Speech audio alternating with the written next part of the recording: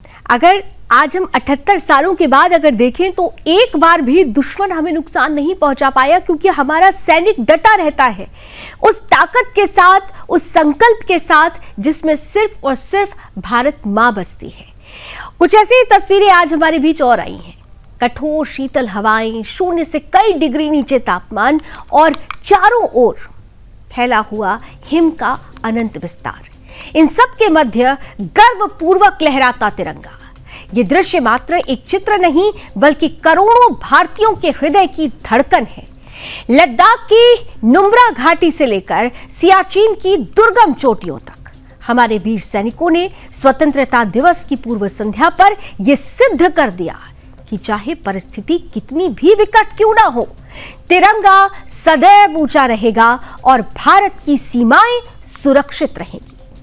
लद्दाख की नुब्रा घाटी 10,000 फुट से भी ज्यादा ऊंचाई पर है, जहां सांस लेना मुश्किल हो जाता है, लेकिन देशभक्ति का दम भरना आसान है। यहीं पर हमारे जवानों ने तिरंगा फहराकर यह घोषणा कर दी कि चाहे मौसम कैसा भी हो, हालात कितने भी कठिन क्यों ना हो, भारत का यह तिरंगा हमेशा बुलंद रहेगा।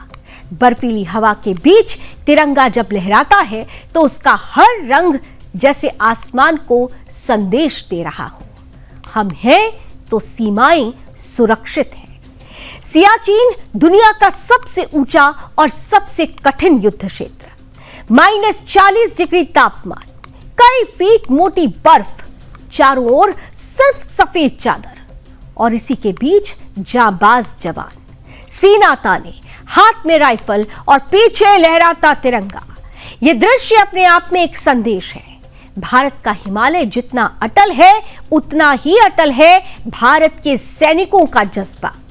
स्वतंत्रता दिवस से एक दिन पहले आई ये तस्वीरें हम सभी को याद दिलाती हैं कि इस स्वतंत्रता की कीमत सिर्फ शब्दों में नहीं चुकाई जाती। इसके लिए इन बर्फीले मोर्चों पर डटे रहना पड़ता है, अपनी सांसों को ठंड के हवाले करना पड़ता है, और कभी-कभी अपने जीवन को भी।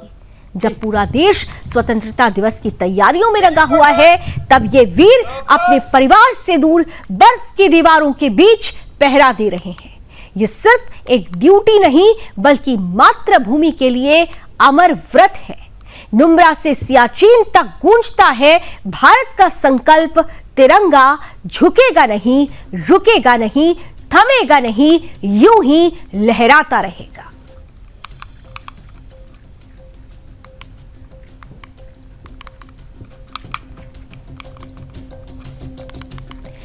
तिरंगा कभी झुकेगा नहीं, आन बान शान से लहरता रहेगा, और हर बार दुश्मन को यह बताता रहेगा कि जब तक भारत अपने इन वीर जवानों के हाथों में है, तब तक दुश्मन किसी भी हाल में हमें छेड़ नहीं सकता, हमें नुकसान नहीं पहुंचा सकता। और इसका सबसे बड़ा उदाहरण है इसी साल हुआ ऑपरेशन सिंदूर। 15 अगस्त भारत के लिए सिर्फ एक तारीख नहीं है, बल्कि उन वीरों के रक्त, त्याग और साहस की सौगंध है।